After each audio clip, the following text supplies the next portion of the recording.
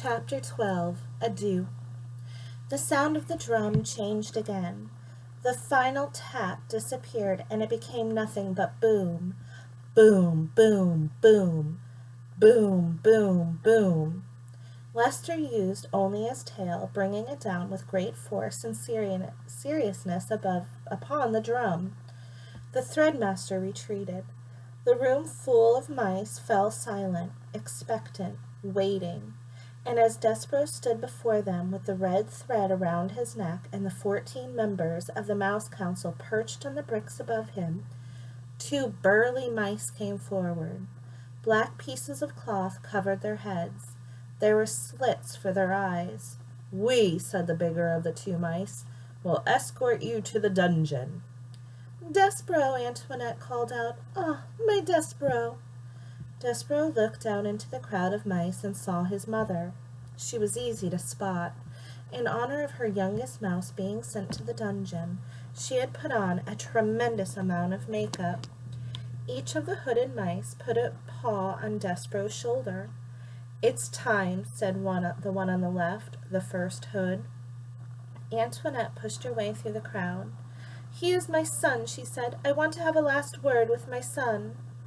Despereaux looked at his mother. He concentrated on standing before her without trembling.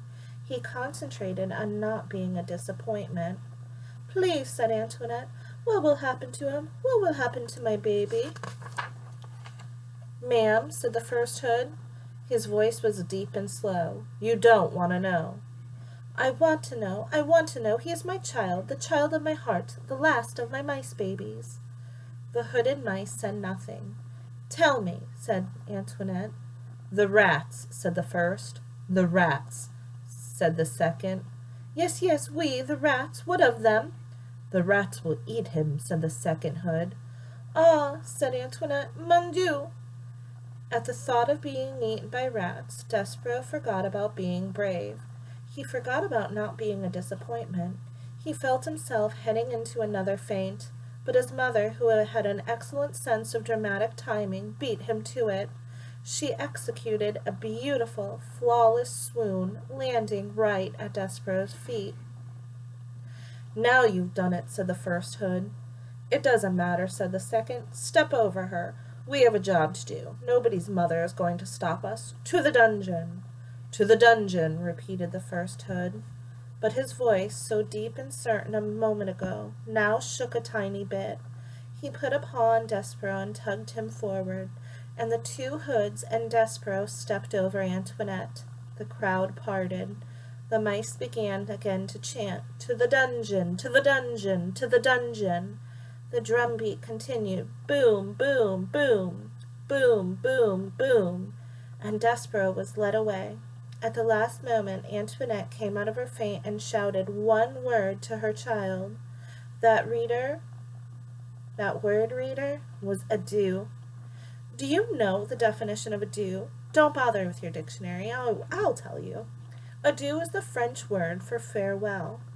Farewell is not the word that you would like to hear from your mother as you are being led to the dungeon by 2 oversized mice in black hoods. Words that you would like to hear are, "Take me instead. I will go to the dungeon in my son's place." There is a great deal of comfort in those words. But, reader, there is no comfort in the word farewell, even if you say it in French. Farewell is a word that in any language is full of sorrow. It is a word that promises absolutely nothing. So I'll leave you with have a fabulous day. Try to imagine that council. Maybe you can draw a picture or make a prediction about what's going to happen later on in the story, because as you can see, there's a lot to go. So we know he's not going to the dungeon just to be eaten by rats. So come up with an idea. Do you think he's going to get to see the princess again, or the king? What about his family? Are they going to help? And what do we know about these rats? And it was very interesting that the Threadmaster knew about princesses and stories, so I'm kind of wondering if he'll have any part of the story again.